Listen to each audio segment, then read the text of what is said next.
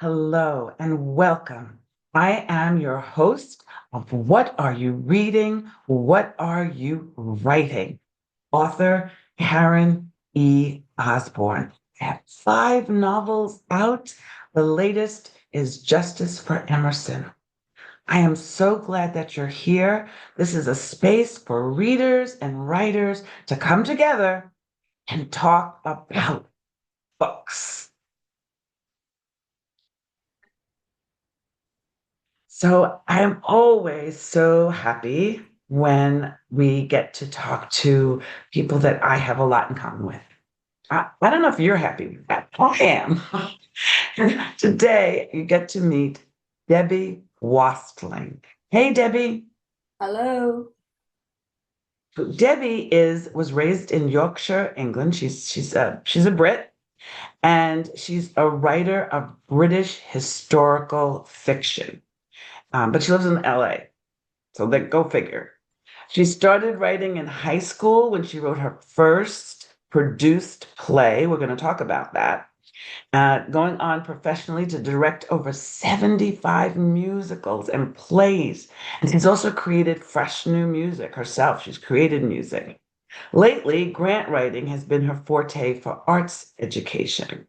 This novel, first in a series, brings her grandparents' romance to the page and tells of Flying Scotsman, flappers, and 1920s music. And she hopes this book will make your hearts dance and sing. Doesn't that sound wonderful? I love that. So, as I mentioned in the opening, Debbie and I have a lot in common. As many of you know, my last novel, not the current one, but the one before, True Grace, was inspired by my grandmother. So tell us the premise of the Bell family series and what readers can expect from your latest, The Sutherland Scandals. Thank you. I never thought I would be writing scandalous novels, but the Bell family series literally comes from my mother's Bell family. That was their surname, Bell. And they were working class people in the north of England. And the books, which I've written, I will eventually have five, but they're based in Newcastle, which is south of Scotland, Hexham, middle of the country, south of Scotland, and then Yorkshire. I ended up being a Yorkshire lass because they moved, and that's part of the history of why people moved and migrated. I do a lot in the present book I've got, which is just about to go to the editor, about the plight of the Irish who came over to England thinking it would be better, and it wasn't. So then they had to go into industrial jobs to make the food get on the table, which is what happened very much in America as well. Sutherland Scandals, the one that is out in the bookshops now, is a story of my great grandmother, who was born in Newcastle, the north of England, where she grew up in one of the most famous pubs, the Barley Mow. It's famous to everybody you speak to in Newcastle, even today. It still stands as a building, but is no longer, it's not even a pub. It's probably going to be demolished because it's right by the River Tyne. And that's premium for people to live now by a river. But sadly, when she was five, Elizabeth, her father, John Betjeman, fell down the stairs of the pub, died, and didn't leave a will. So there were all sorts of scandals that ensued.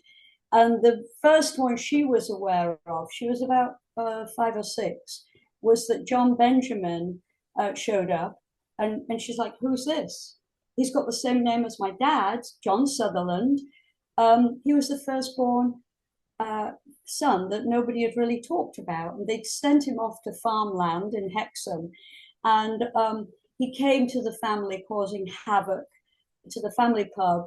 And if you have, if you want to dig into this Victorian time, read the book because he ended up gambling in the pub, which was illegal, and having boxing dwarfs, which was illegal. So he appeared in many of the newspapers. That's why I could actually write this book. So Yes, that, wow. it was like the more I read the newspapers in Newcastle, the old ones, the more I learnt about my family. And none of this was ever told to me by anyone. None of my So, family knew. wow. So that is so exciting and interesting. Tell me what it was like when you're writing about real people, but you're writing fiction, right? What are some of the challenges as you try to weave the real story, but you have to make up so much? Well, to me, it's a great honor, as nobody knew about this, to put this down for future generations. I don't know who will read it, but it's in every library I visit. I give a free, particularly in England, I give a free set of books so that if anybody is doing their memoir, their family history, they can see how I've done it. But it had a much further reach than I even knew. I was lucky, due to the internet, to be found by a Newcastle history buff. He found me after my first novel, The Flying Mm. Scotsman, came out, which is based in Hull, not Newcastle, and is about my grandfather who drove the Flying Scotsman for 46 years. And he thought, this gentleman, Alan, thought we might be related. But it turned out that his mother and my great grandmother lived next door to each other and were good friends for most of their life. So the Sutherlands kept creeping up. Then he did our family tree for us. I was so lucky. I mean, I had a researcher who was free, and he wrote short stories about this in Newcastle. His knowledge was profound. I wouldn't have had all these books had it not been for him. And he basically said, well, will you come over and I'll show you Newcastle? So we flew over 2 or 3 years ago, and he told me about the pub, the family, my grandmother, her friends. So Wow. the trouble with the Bell family after that, they had a really bad habit of not telling anybody about their history. I was not even told about my grandmother until a cousin called me. My mother's mum sang for King George V in 1925 at the opening of Wembley, but nobody in the family had told me. And it wasn't until my cousin Neil found me on the internet and he said, well, you know why you do what you do. Hadn't talked to him in 40 years, by the way. And I said, what? Well, you know, all this musical theatre stuff and all these plays that I see are online and you've done all these productions. It's because of Alice Neil Gregory. I said, who's Alice Neil Gregory? It's grandma. And she sang for the king. So I was like, whoa. And that's how the first book came about. So I've sort of got this luck within me that people find me. I guess it's because the internet has not too many Wastlings. I don't have a name that's, multiplied too much. In fact, everybody with that name around the world is directly created is related. It was created sometime at the Norman Conquest. I've done the name game to try and find how far back, but we are all related, and it's Wow. amazing. But that's the other side of the family. But thankful to Alice Neil Gregory, who sang the part of Elizabeth I. There was a big, and it's not very good. Some opera people love it, but I don't. Um, it was written about Elizabeth I to show the glory of England at Wembley. She was the last big queen, that was remembered. And Elgar, the famous composer, wrote the opera. It's quite dirge-like if you ever listen to it. And it's occasionally performed by big choirs, but it really didn't hit me. But I thought, well, I have to listen to it because my grandmother was the first person to sing that part at Wembley Wow. for all the royalty, and they brought in from all over the Commonwealth. They brought in hordes of troops and had. It's actually, if anybody's interested, it is on Pathe News, Pathe with an accent. It's still no sound because, of course, the recording in 1925 was not good enough. But you can see them all walking around and all the Commonwealth people who came. Yeah, yeah. So Debbie, this has all been fascinating. But could you tell us the focus of the Sutherland scandals? What is the actual premise of the book that is the most recent that's out? It's Elizabeth. She's the heroine.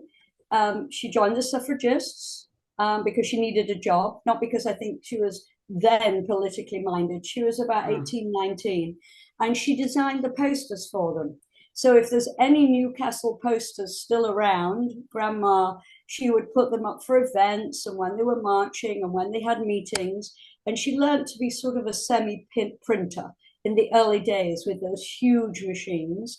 And she then chose her own husband because there was no mother around. Martha died in childbirth, her mother, and then her mm, father fell down the stairs. Her sisters thought they had a choice, but she was adamant she was going to marry a marine fitter. In those days, they didn't make a lot of money, so it was working class for her. And that's really the premise, her story of how she goes through life, has the two daughters, one of them my grandmother, and then she had to move to Hull, a city, a marine city in the north of England, when she wasn't sure whether she really wanted to. But her husband took a job there because it was better pay. And he ended up working for the Wilson Line, which to anybody in Yorkshire will be quite famous. They were the biggest marine boat builders in the world. They sent mm. them all over the world, definitely to America regularly, their boats went. And he was the major fitter on that. He was basically in charge of a lot of the men who did the boats. However, she survived. She ironically went into musical theatre in Hull with some of the companies I later worked for. Didn't know any of this when I was doing it. And she, sadly, we have a history of dying during childbirth, as many women did then, because it wasn't the healthcare we have now. And she died during um, after the birth of her second daughter. Mm, So mm. it's a sad story, but I wanted to really tell the reader the ups and downs of working class England. You were dependent on how much you or your husband could earn, and that sort of indicated what kind of family you would be. I'm sure it was the same here for the many immigrants who came here. How Yes. successful could you be to have make the life better than the country you came from? And I'm very proud to be an immigrant in America now because Percy actually left before they moved to Hull. He left and came to America again. I didn't know I was following in his footsteps coming here until I wrote these lovely books and I learned about all the history. So I thought it Mm. might be one book. It's turned out to be five. The further I dig, the more I write. So, like yourself, I'm sure once you'd written True Grace, you were like, okay, what happened next, right? Yes, yes, that is awesome. So you mentioned that you have a work coming out, another one coming out. Can you just tell us a little bit about that? Yeah, that's the editor, and that's with the editor, and that is Irish Secrets and Lies, which is before Elizabeth was born, and how they got the pubs, and how the Irish love to drink. We know that. That's kind of But when they came here, there was no work. They were awful. The British were awful to the Irish, and they basically brought them over short term, and then said, "Oh, thank you, you've done the job. There's no more work." So many of them had to find other ways to make a living.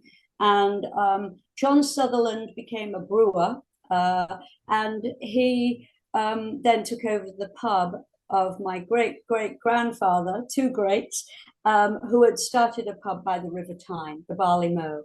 And it was intriguing because I even found out, first of all, it was 1840 and owned by a woman. And then they sold it to the Sutherlands. And I didn't know that women could own pubs in 1840. But that's true. Victoria said women can do it. Queen Victoria. She Hmm. was a pro making women able to run any business they wish to do.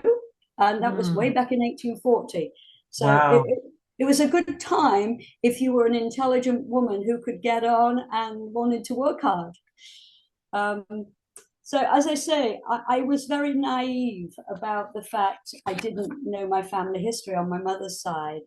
And I've been lucky since. When I do a presentation in libraries or on book fairs, I have all the pictures from 1890 to the 1920s. So I do a presentation with nice slides. And I think people are more fascinated with the beautiful photographs than myself. Because, of course, fashions have changed even from 1880 to 1920. They were constantly changing fashion. So Yeah, I do the I'm same thing. I do a slideshow showing things that I discovered and, through my research and all. So, I don't want us to run out of time. I wanted to ask you about, was there a book or a author that had a really big impact on you and how you, when you decided to sit down and start writing these books, was there somebody whose style or something Well, that it's interesting. influenced you? Obviously, I've directed tons of Shakespeare's plays. I've read the whole of Dickens because I wrote a TV movie about Dickens and his women. And this was just as I went through my career and I was reading. So they're the two writers that have influenced my writing. And I know I put in quite old-fashioned words because they're in me. But as regards novel, for the first novel, no, because I was so busy trying to get down the Flying Scotsman and the trains and the 20s and how Grandad went through the First World War and got the job, luckily, as a train driver, immediately out of the army. They took him on because I guess he was a good soldier. Well, he survived and he was a good soldier because many men did not survive the First World War. But, I think I would say one of the ones that has touched me and made my writing better is Jennifer Coburn. She lives in San Diego and she's written about the children of the Third Reich. It's a very moving, Mm, dramatic book. She is in theatre like me, so maybe that's why I like her writing. But she mm, tells the story about the Nazis, who the young men in the Nazis were told by Hitler, yeah, you can go and have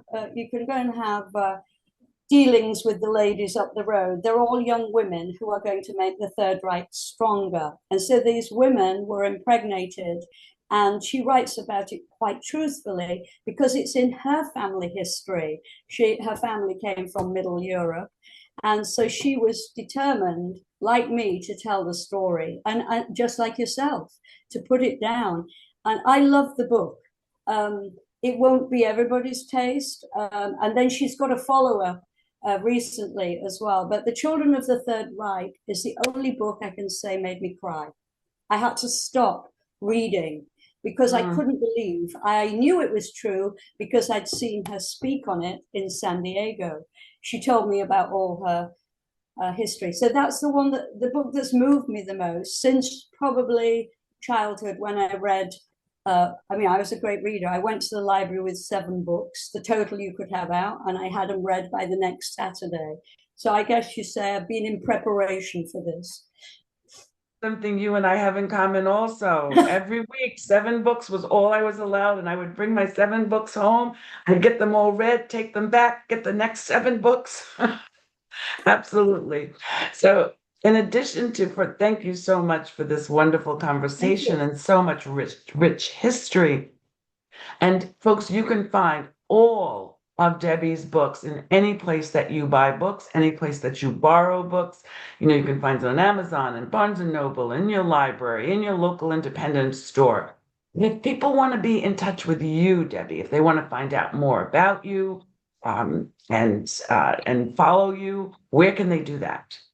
I have a monthly newsletter, like many writers, and I try as I go around the world, the country and countries, is put up all my pictures and why I'm going to write about certain things. And it's www. Wastling author. You can see my name behind you if you need the spelling, WAST .com. And I send once a month. I don't spam anyone. Everybody gets way too many emails every day these days. And I send out this story, and every month there are deals on where you can buy my books for 99 cents, or there's a deal on the audio, which I try to do. I love voicing my audio. I'm doing book 4 at the moment, and I do voice all my own books. As you can tell, I've been a speech and an acting teacher, so I think I'm pretty interesting. And of course, I can do a lot of accents because British training in acting teaches you how to do accents. Little did I know, I did very little acting, but little did I know all that accent work would come into my books. I have a Russian was my hardest, by the way. So if there are any Russian readers out there, you can be quite judgmental. But I have a Russian piano player that my grandmother played with. She went up and down the country with a Russian piano player who'd come out of Russia at their revolution and ended up in Hull.